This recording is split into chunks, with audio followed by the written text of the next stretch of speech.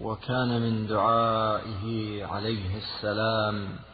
في المعونة على قضاء الدين: اللهم صل على محمد وآله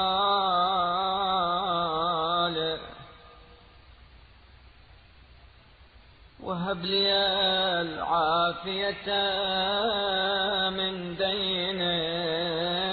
تخلق به وجهي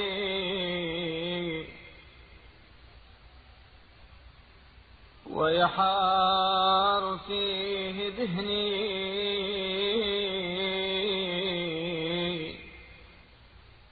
ويتشعب له فكري ويطول بممارسته شغلي،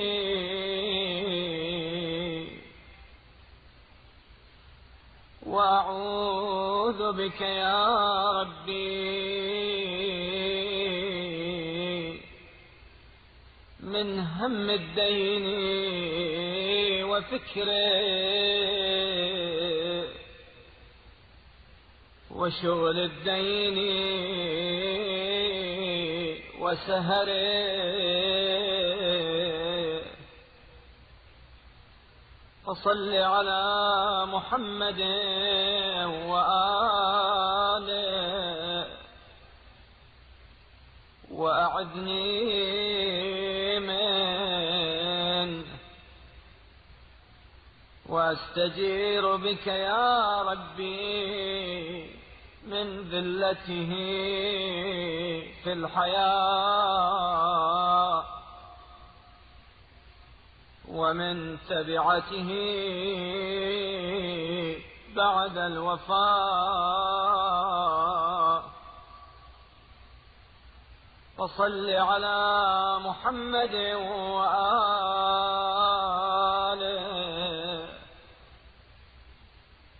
وأجرني منه بوسع فاضل وكفاف واصل. اللهم صل على محمد وآله واحجبني عن السرف والازدياد وقومني بالبذل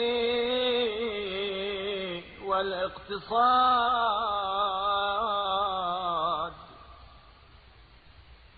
وعلمني حسن التقدير واغبطني بلطفك عن التبذير واجر من أسباب الحلال أرزاقي ووجه في أبواب البر إنفاقي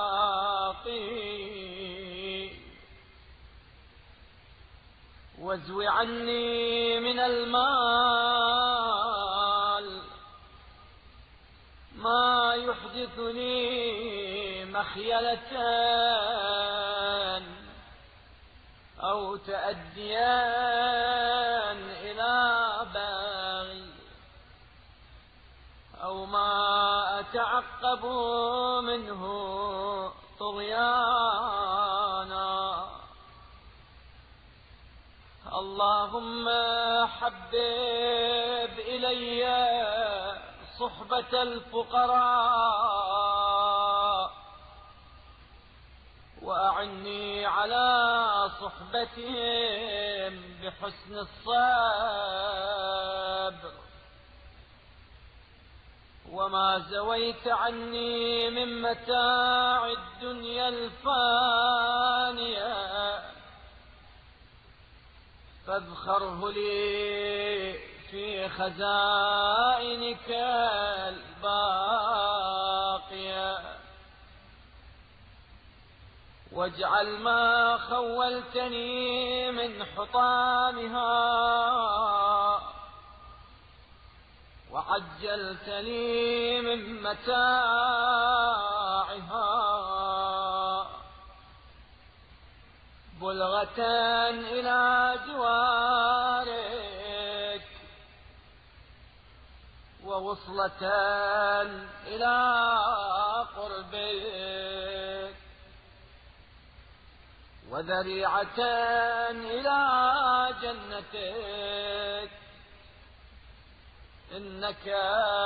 ذو الفضل العظيم وأنت الجواد الكريم برحمتك يا أرحم الراحمين۔ ادائے قرض کے سلسلے میں اللہ تعالی سے طلب اعانت کی دعا۔ اے اللہ، محمد اور ان کی آل پر رحمت نازل فرما اور مجھے ایسے قرض سے نجات دے جس سے تو میری آبرو پر حرف آنے دے اور میرا ذہن پریشان و فکر پراگندہ رہے اور اس فکر و تدبیر میں ہمہ وقت مشغول رہوں۔ اے میرے پروردگار، میں تجھ سے پناہ مانگتا ہوں قرض کے فکر و اندیشے سے اور اس کے جھمیلوں سے اور اس کے باعث بے خوابی سے۔ تو محمد اور ان کی آل پر رحمت نازل فرما اور مجھے اس سے پناہ دے۔ پروردگار، میں تجھ سے زندگی میں اس کی ذلت اور مرنے کے بعد اس کے وبال سے پناہ مانگتا ہوں۔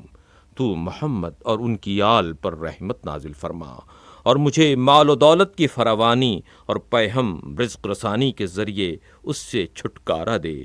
اے اللہ، محمد اور ان کی آل پر رحمت نازل فرما اور مجھے فضول خرچی اور مصارف کی زیادتی سے روک دے اور عطا و میانہ روی کے ساتھ نقطۂ اعتدال پر قائم رکھ اور میرے لیے حلال طریقوں سے روزی کا سامان کر اور میرے مال کا مصرف امور خیر میں قرار دے اور اس مال کو مجھ سے دور ہی رکھ جو میرے اندر غرور و تمکنت پیدا کرے یا ظلم کی راہ پر ڈال دے یا اس کا نتیجہ طغیان و سرکشی ہو۔ اے اللہ،